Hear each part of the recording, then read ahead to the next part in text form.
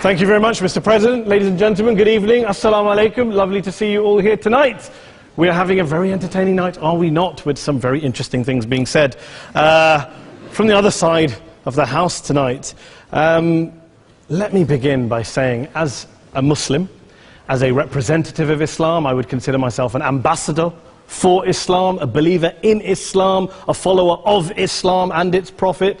So, in that capacity, let me begin by apologizing to Anne-Marie for the Bali bombings. I apologize for the role of my religion and me and my people, for the killing of Theo van Gogh, for 7/7. Yes, that was all of us. That was Islam, that was Muslims, that was the Quran. I mean, astonishing claims to make in the very first speech tonight, on a day like today, where the Conservative Prime Minister of the United Kingdom is having to come out and point out that these kind of views are anathema. And I believe you're trying to stand for the Labour Party to become an MP in Brighton. If you do, and you make these comments, I'm guessing you'll have the whip withdrawn from you, but then again, UKIP's on the rise, they'll take you, the BNP, they might have something to say about your views. This is what Mehdi Hassan always does. By the way, just on a factual point, since we heard a lot about the second speaker, about how backward we Muslims all are, on a factual point, you said that Islam was born in Saudi Arabia. Islam was born in 610 AD. Saudi Arabia was born in 1932 AD. So you were only 1,322 years off. Not bad? Not bad start there. Talking of maths, by the way, a man named Al-Khawarizmi was one of the greatest mathematicians of all time, a Muslim, worked in the golden age of Islam. He's the guy who came up with not just algebra, but algorithms. Without algorithms, you wouldn't have laptops. Without laptops, Daniel Johnson tonight wouldn't have been able to print out his speech in which he came to berate us Muslims for holding back the advance and intellectual achievements of the West, which all happened without any contribution from anyone else other than the Judeo-Christian people of Europe. In fact, Daniel David Levering, the author of the Pulitzer Prize-winning historian and author of The Golden Crucible, points out that there would be no Renaissance, there would be no Reformation in Europe without the role played by Ibn Sina and Ibn Rushd and some of the great Muslim theologians, philosophers, scientists in bringing Greek texts to Europe. As for this being our university, I will leave that to the imagination as to who is our and who is there. I studied here too. An astonishing set of speeches so far making this case tonight. A mixture of just cherry-picked quotes, facts and figures, self-serving, selective, a farrago of distortions, misrepresentations, misinterpretations, misquotations. Daniel talked about my article in the New Statesman, which got me a lot of flack, where I talked about the anti-Semitism that is prevalent in some parts of the Muslim community, which indeed it is. Of course, I didn't say in that piece that it was caused by the religion of Islam. In fact, modern anti-Semitism in the Middle East was imported from, finish the sentence, Judeo-Christian Europe, where I believe some certainly bad things happened to the Jewish people. In fact, Tom Friedman, Jewish-American columnist in the New York Times, told me in this very chamber last week that he believed, had Muslims been running Europe in the 1940s, 6 million extra Jews would still be alive today. So I'm not going to take lessons in anti-Semitism from someone who's here to defend the Judeo-Christian values of a continent that murdered 6 million Jews. Moving swiftly on. Yes. Absolutely. Well, I'm about to make that point. No, I'm about to make that point. You're right. I agree with you.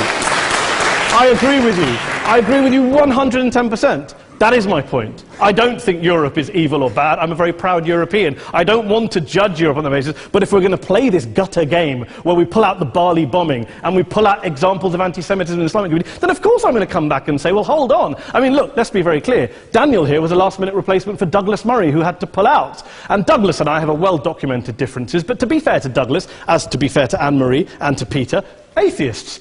Atheists see all religions as evil, violent, threatening. What the problem I have with Daniel's speech is that Daniel comes here to mount this robust defense of Christianity, forgetting that his fellow Christians, people who said they were acting in the name of Jesus, gave us the Crusades, the Spanish Inquisition, the anti-Jewish pogroms, European colonialism in Africa and Asia, the Lord's Resistance Army in Uganda, not to mention countless arson and bomb attacks on abortion clinics in the United States of America to this very day. I would like a little bit of humility from Daniel first before he begins lecturing other communities and other faiths on violence, terror and intolerance.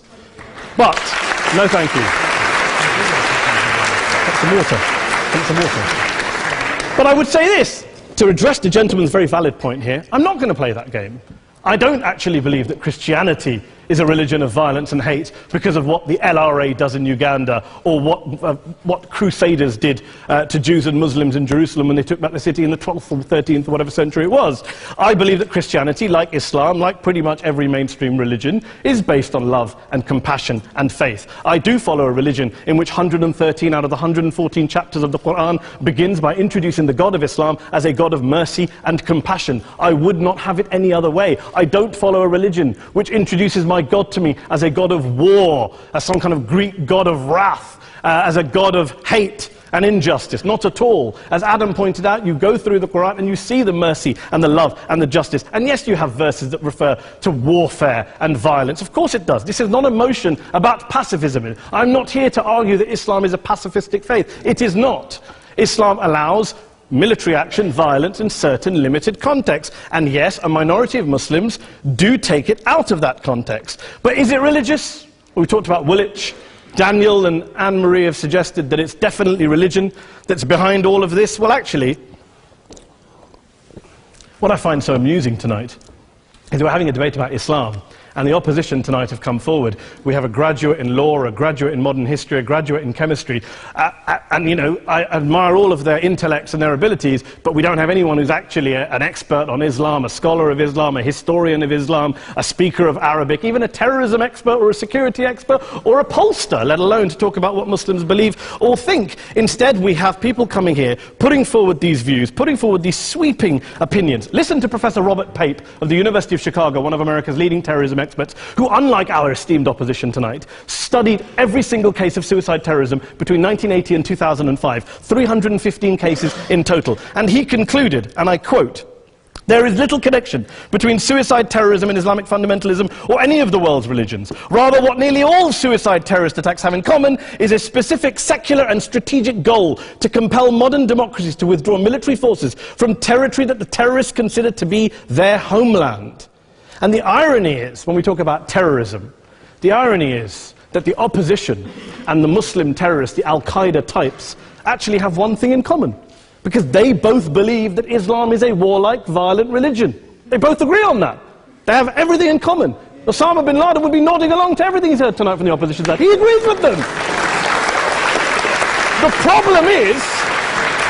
problem is that mainstream Muslims don't. The majority of Muslims around the world don't.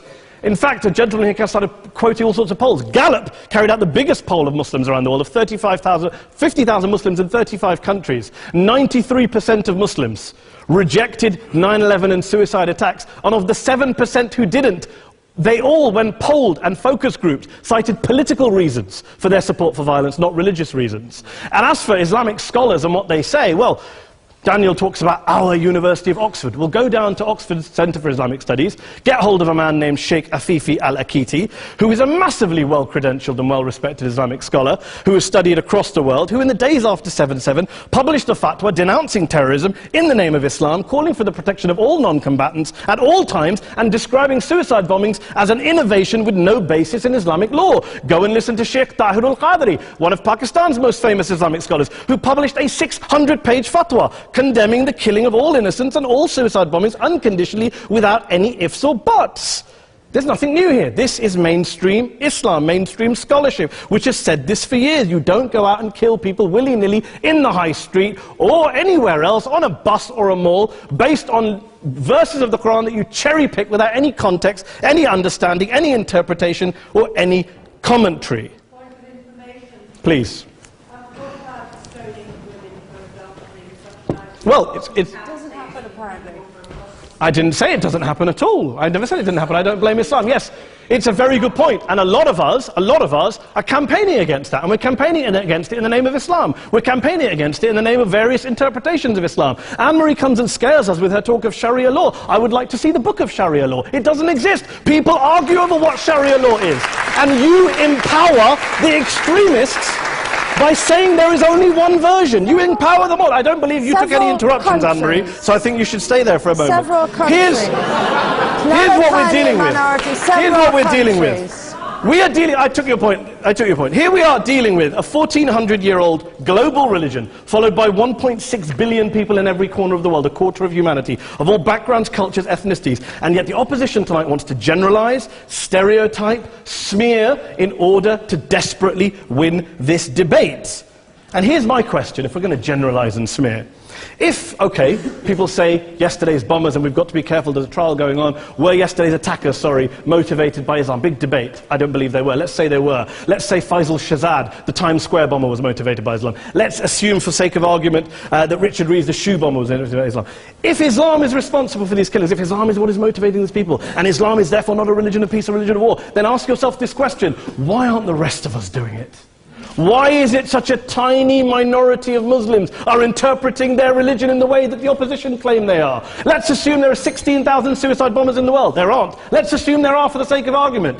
That's 0.001% of the Muslim population globally. What about the other 99.99% of Muslims who the opposition tonight either ignore or smear? The reality is that the rest of us aren't blowing ourselves up tonight. The reality is that the opposition came here tonight not worried about the fact that me and Adam might pull open our jackets and blow ourselves up tonight because we're followers of a warlike warrior religion which wants to take over Europe and Daniel's university.